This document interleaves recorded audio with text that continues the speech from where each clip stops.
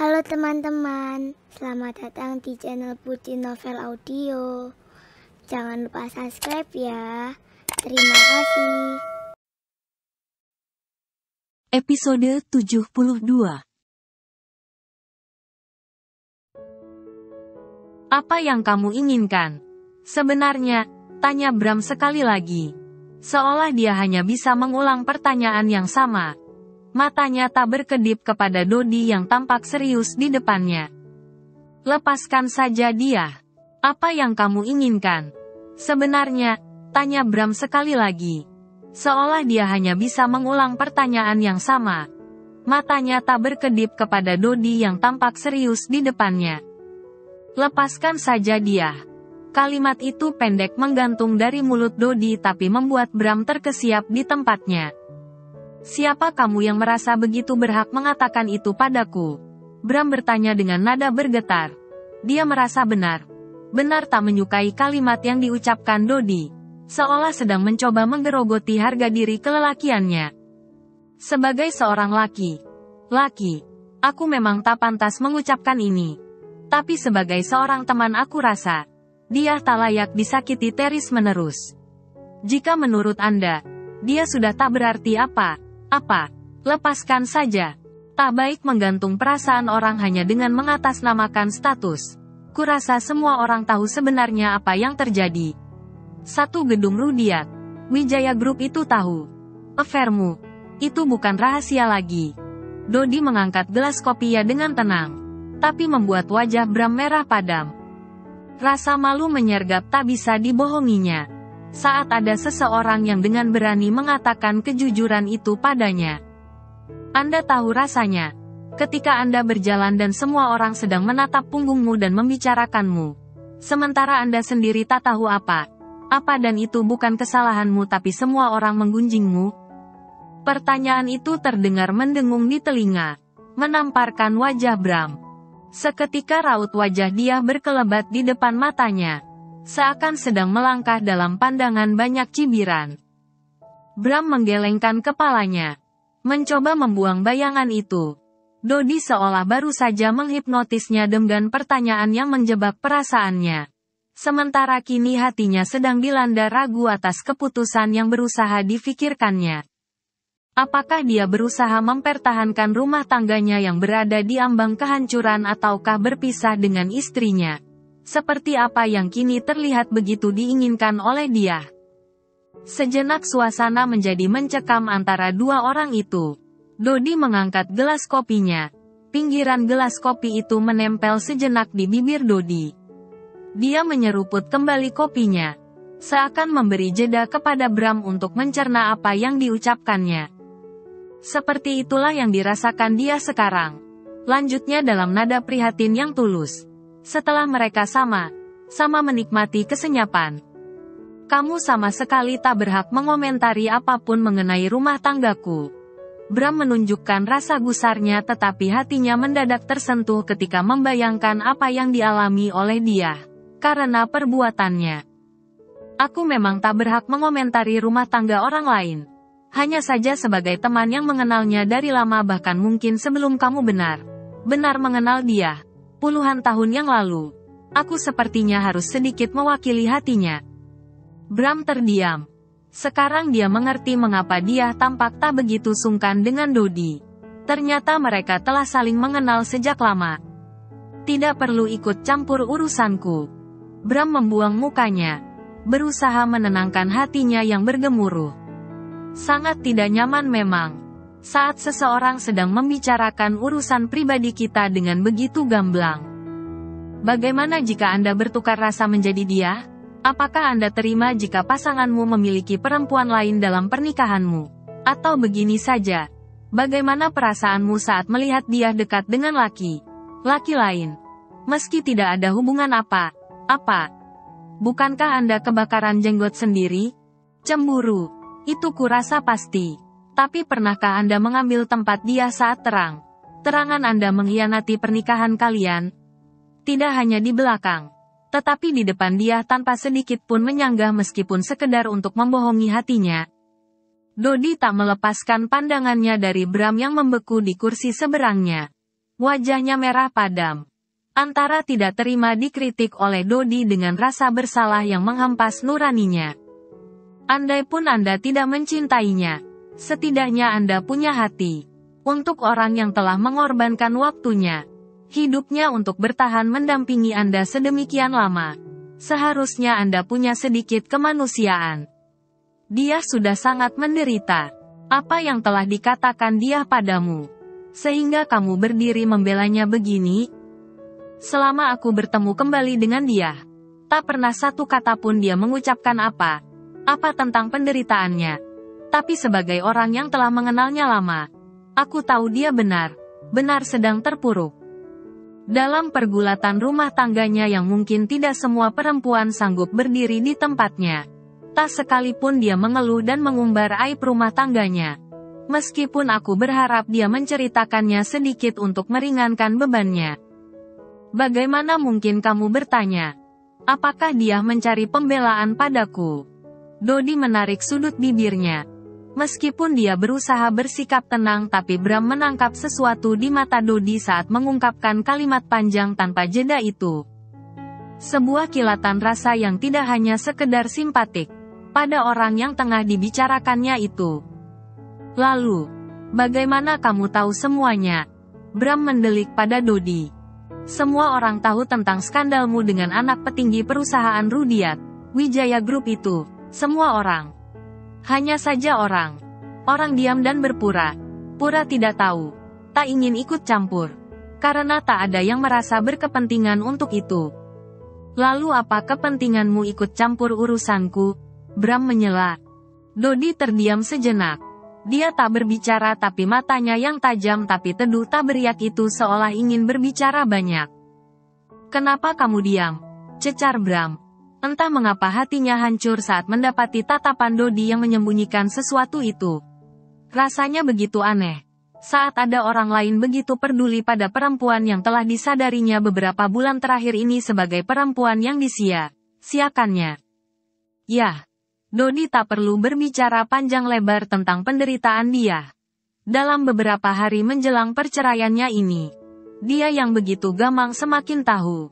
Sungguh tidak mudah hidup menjadi dia. Berjengkal. Jengkal sesal saat dia mengingat wajah dia dalam beberapa pertengkaran terakhir mereka. Istrinya itu telah begitu dingin dan begitu kaku karena semua yang telah dilakukannya. Bram telah berusaha menunjukkan kecemburuannya. Berharap dia sadar. Tetapi caranya yang salah dengan membandingkan Sally pada dia semakin memperkeruh keadaan. Padahal dia sungguh sangat cemburu kala itu. Tapi, dia seolah kehilangan rasa padanya. Dan kini, ada seorang lelaki yang dengan dagu terangkat memberi pembelaan pada dia atas ketidakadilan yang telah dilakukannya. Itu ternyata sangat menyakitkan. Seolah ada mata pisau yang menghujam kalbunya terdalam. Aku tak harus memberi alasan padamu soal itu. Sebagai seorang teman aku rasa, tidak seharusnya aku berdiam diri melihat ketidakadilan ini. Dodi tampak bingung sesaat dengan kalimatnya sendiri. Bram mencondongkan badannya pada laki yang berada di seberang mejanya itu. Gelas kopi dari depan hidungnya digesernya perlahan dalam suara berderak yang halus. Apakah kamu mencintai istriku? Pertanyaan itu tidak keras tapi terdengar begitu dalam. Dodi Al-Fajri terkesiap. Mulutnya terkatup. Lidahnya terasa keluh. Apakah kamu mencintai istriku? Pertanyaan itu tidak keras tapi terdengar begitu dalam. Dodi Al-Fajri terkesiap. Mulutnya terkatup. Lidahnya terasa keluh. Aku tak percaya jika kamu memperdulikan kehidupan dia tanpa alasan. Kamu tak bisa berbohong lagi. Kalau kamu menyimpan perasaan kepada dia. Lanjut Bram setengah mencibir. Merasa menang saat melihat Bram gugup ketika dia melancarkan pertanyaan tersebut. Ya, aku mencintai dia. Kata itu berirama memecah sunyi. Begitu tegas tanpa ragu. Jawaban Dodi sungguh di luar perkiraan Bram. Dia mengira laki ini berkelit dengan 1000 macam alasan, tapi sekarang dia terpesona sendiri dalam rasa terkejut mendengar kalimat yang keluar dari bibir Dodi. Aku mencintai dia. Jauh sebelum kamu mengenalnya dan menikahinya. Aku mencintai dia bahkan dia sendiri pun tak pernah tahu jika aku jatuh cinta padanya. Ucapan itu terdengar terbata tapi penuh keyakinan. Mulut Bram melongo mendengar pengakuan Dodi itu. Aku sangat tahu diri dengan status dia. Karena itu aku tak pernah mencoba mengungkapkan apapun padanya meskipun banyak celah untuk mencurangi hubungan kalian yang sedang retak. Dodi menghela nafasnya seolah menikmati sesaat raut wajah terpana Bram. Aku mengatakan ini bukan karena aku ingin menjadi orang ketiga atau keempat di dalam rumah tangga kalian. Aku hanya ingin Anda mempertimbangkan untuk memperbaiki hubungan kalian jika Anda masih memiliki sedikit perasaan. Aku tahu benar siapa yang dicintainya sejak dulu. Bersikap tegaslah. Jangan menjadi pria pengecut. Kembali dan meninggalkan perempuan yang menjadi hama dalam rumah tangga kalian atau lepaskan dia. Kata itu meluncur tegas diucapkan oleh Dodi. Rahang Bram yang sempat mengeras itu seketika kaku. Perasaannya campur aduk antara marah, kesal, cemburu bahkan menyesal. Dia tak tahu bagaimana cara melampiaskannya. Hanya diam seperti arca tanpa kata. Aku tahu. Sebentar lagi kalian akan menghadapi sidang cerai. Belum terlambat untuk memperbaiki keadaan. Minta maaflah pada dia. Aku tahu dia pasti memaafkanmu karena dia sangat mencintaimu. Meskipun aku mencintainya, aku selalu berharap dia bahagia. Tak harus itu denganku. Jika dia bahagia denganmu, tak masalah bagiku. Aku lebih suka melihatnya memilihmu dan bahagia meski hanya cukup dengan sekedar tahu saja. Dodi menghembuskan nafasnya dengan berat. Dia tak ingin lagi memperpanjang pembicaraan itu. Sebagai laki dia sudah cukup menurunkan harga dirinya dengan begitu banyak permintaan bahkan pengakuan yang mungkin tabu dilakukan laki lain di depan seteru cintanya. Tapi Dodi memilih memohon untuk kebahagiaan perempuan yang dicintainya pada suami dia sendiri. Suami yang tak pernah menghargai dia seujung kuku pun. Terlalu sakit bagi Dodi untuk berdiam diri. Melihat bagaimana dia berkubang sendiri dalam deritanya. Tanpa berani mengatakan apapun. Dodi hanya ingin Bram tahu dan menyadari. Dia bukan seonggok batu. Dia begitu berharga di matanya. Sekarang. Aku harap Anda mengerti maksudku. Tidak perlu mataiku lagi dan tidak perlu mencurigai istrimu yang setia itu. Aku telah datang sendiri menjelaskannya padamu. Tidak usah berusaha mempermalukan dia lagi. Dia cukup malu dengan kehidupannya. Perempuan yang tahu suaminya menyimpan perempuan lain. Dia kehilangan separuh dari kepercayaan dirinya. Tidak mudah hidup dengan mempertanyakan kehormatan dirinya sendiri. Aku harap cintai istrimu. Sebelum orang lain mencintainya karena kehilafan Anda sendiri. Dodi beranjak dari kursi kayu yang kini didudukinya. Bersiap akan pergi.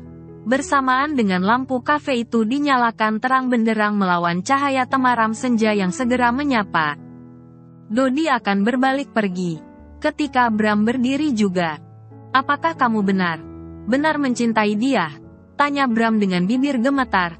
Jemarinya terkepal.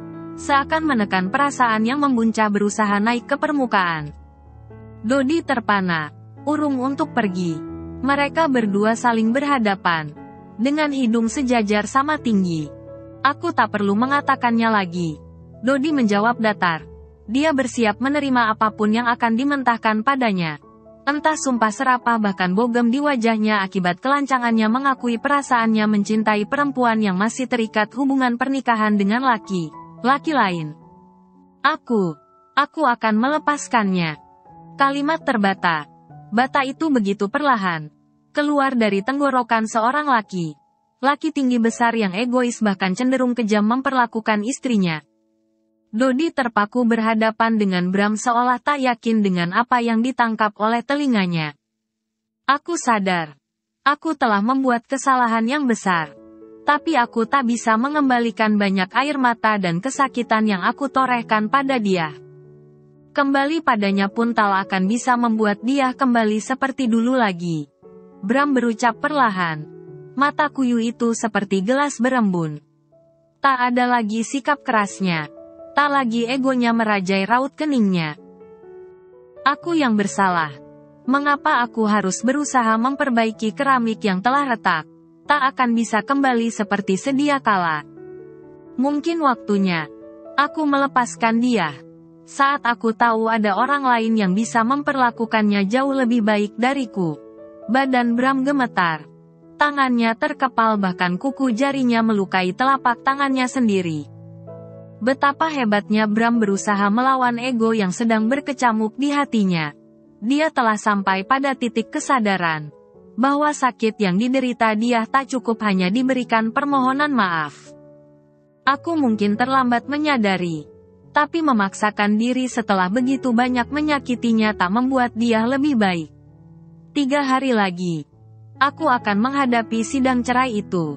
Dan aku tak akan membela diriku untuk apapun yang bisa mempersulit dirinya lepas dariku.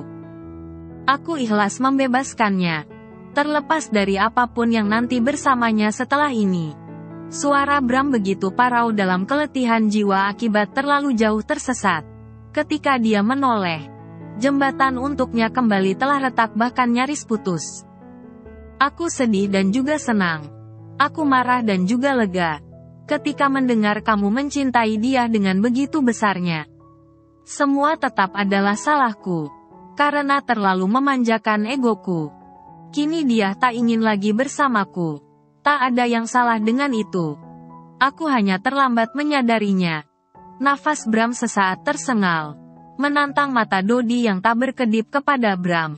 Dia nyaris tak percaya dengan perubahan sikap Bram yang bertolak 180 derajat dari yang diketahuinya. Dia mencintaimu. Suara itu seperti tercekat di tenggorokan Dodi. Dulu, dia mungkin mencintaiku. Tapi terakhir kali aku bertemu dengannya, aku tahu matanya tak lagi menyimpan cinta itu padaku. Ada orang lain di sana. Dan Uta bisa menyalahkannya. Kalimat itu terdengar menyesakkan diucapkan. Perlahan tangannya menyusup di balik sakunya. Selembar uang merah diletakkan di atas meja bersebelahan dengan cangkir kopinya, lalu dengan perlahan dia menggeser badannya. Kuharap dia menemukan kebahagiaan dengan orang yang tulus mencintainya. Bram melangkah pergi meninggalkan kafe itu.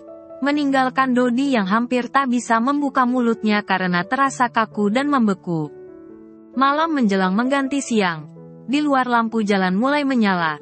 Lampu mobil menyorot mata Bram yang perih silih berganti. Senja telah menjadi benar gelap. Dengan langkah tegap, Bram berjalan dihantar lagu yang diputar dari kafe kecil yang ditinggalkannya. Bait lagu Triswaka dalam cover lagu itu tak bisa menahan sudut mata Bram yang basah. Langkah Bram semakin panjang, meninggalkan sejuta penyesalan di belakang punggungnya. Bram membuka matanya. Rasa mabuk berefek pada kepalanya yang terasa berat. Situasi itu sejenak membuat matanya terpejam beberapa saat. Bram telah duduk di bar itu berjam-jam, ditemani gelas anggur. Botol berjajar di atas mejanya. Usai sidang cerai siang tadi, Bram tak pulang. Dia berkeliaran mengelilingi kota Surabaya tanpa tujuan dan saat menjelang malam akhirnya dia masuk ke sebuah bar. Hatinya terasa remuk dan hancur. Seperti kehilangan sesuatu tapi dia tak tahu itu apa. Otaknya blank. Untuk memikirkan apapun sepertinya sangat sulit. Pikirannya hanya bermuara pada mantan istrinya itu. Meskipun bibirnya mengatakan ikhlas tapi hatinya masih saja merasa kehilangan. Selama berhadapan dengan dia di dalam persidangan, Bram berusaha terlihat tidak goyah dan tak mau mempersulit penjatuhan keputusan itu. Dia mantap melepaskan dia untuk menebus kesalahannya pada perempuan yang telah cukup menderita karena dirinya itu. Jika dia bahagia dengan perpisahan mereka, maka itulah yang terbaik yang bisa dilakukannya. Meski sebenarnya pada saat terakhir dia menyadari perasaan sayang pada dia muncul begitu saja, menguat dan tak terkendali. Dia tak bisa menepis perasaan jatuh hati yang aneh pada mantan istrinya itu pada 2-3 bulan terakhir ini. Tepat setelah talak pertama itu dia jatuhkan. Tapi nasi telah menjadi bubur. Terlambat untuk menyatakannya. Dia sudah mati rasa padanya. Apalagi setelah Dodi muncul dengan cara mencintainya yang membuat Bram merasa dirinya sungguh tak ada apa-apanya dibanding pria itu. Dia mencintai dia begitu tulus. Membiarkan dia memilih bebas dan mungkin suatu saat menjalin kisah baru dengan laki sebaik Dodi barangkali bisa menebus waktu dan air mata dia yang telah dijatuhkannya. Saat ini dia hanya tahu tetap melangkah lurus. Mencoba membuka kehidupan baru bersama Sally seorang. Dia telah mengklaim kekasihnya itu sebagai cinta baginya. Sekarang meskipun perasaannya telah jauh berkurang dan tak seantusias dulu pada Sally, dia berjanji akan berusaha teguh mendampingi perempuan itu. Setelah perceraiannya dengan dia ingin memperbaiki hubungannya dengan Sally dan membicarakan kemungkinan untuk membawa Sally pada rumah tangga yang sah. Secara latar kepercayaan, mereka mungkin berbeda. Tetapi Bram yakin menemukan jalan keluar untuk bisa menikahi Sally dengan benar. Dia berharap dengan mengikat Sally pada pernikahan mungkin bisa membuat perempuan itu melupakan obsesinya pada mantan tunangannya itu. Dan saat ini, Bram tak mungkin meninggalkan Sally begitu saja. Setelah beberapa masalah hidupnya yang rumit, Sally menjadi semakin labil dan emosinya kadang meledak. Bram mungkin tak bisa memperbaiki kehidupan rumah tangganya yang telah hancur, tapi memperbaiki kesalahannya bersama Sally masih bisa dilakukan. Setiap orang mempunyai pilihan hidup, dan Bram telah memilih yang menurutnya itulah yang terbaik dilakukannya untuk melanjutkan hidupnya yang berantakan. Subuh menjelang. Tepat jam 2 dini hari. Bram beranjak dari bar itu dengan tubuh gontai. Membawa mobilnya melaju di jalanan raya yang sepi. Di sebuah pinggir jalan raya, terlihat sebuah toko bunga dengan lampu terang dan sebuah mobil box yang sedang membongkar muatan di depannya. Tampaknya mobil itu sedang menurunkan beberapa keranjang bunga untuk toko bunga itu. Bram tergerak untuk berhenti di toko bunga yang buka karena mungkin sekedar membongkar muatan itu. Meski pemilik toko itu mengatakan mereka sebenarnya tutup, tapi Bram memaksa untuk membeli sebuah buket bunga mawar berwarna merah. Dengan senyum puas, Bram menenteng buket cantik yang segar itu. Pagi ini, dia akan memberi kejutan pada Sally. Dia ingin melamar gadis manja itu. Senyumnya perlahan merekah ketika dia memasuki halaman apartemen mereka. 2 orang security di lobi yang tampak terkantuk. Kantuk menyambut bingung Bram yang pulang subuh itu. "Pak Bram, tumben pulang subuh." Darto, security yang lebih muda itu menyapa. Dia sudah cukup mengenal Bram dengan baik sebagai penghuni tetap apartemen mewah di lantai 4. Bram orang yang menyenangkan. Tak segan membeli mereka makanan atau sekedar rokok jika dia turun dari apartemennya. Laki ini di mata para security itu orang yang cukup supel meskipun tak pernah membicarakan urusan pribadinya pada orang lain. Yang mereka tahu, Bram adalah kekasih atau mungkin tunangan dari Sally, pemilik apartemen yang sudah mereka kenal dari bertahun-tahun sebelumnya. Cuma abis sedikit party, Bram berdalih sambil memberikan beberapa bungkus rokok sebagai oleh pada 2 security itu. Di tangan kirinya sebuah buket mawar tergenggam. "Beli bunga pagi, Pak?" "Ya, untuk Neng Sally.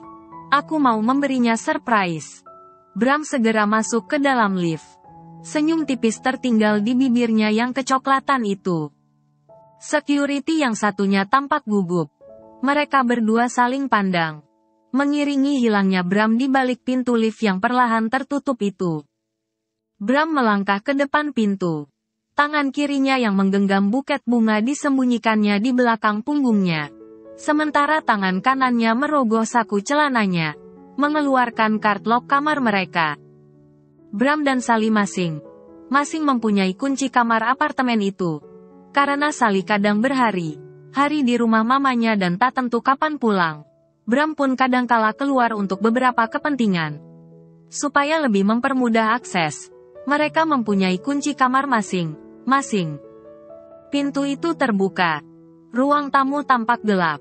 Saat Bram menghidupkan lampu ruangan, sedikit berantakan dan beberapa botol wine tergeletak di atas meja.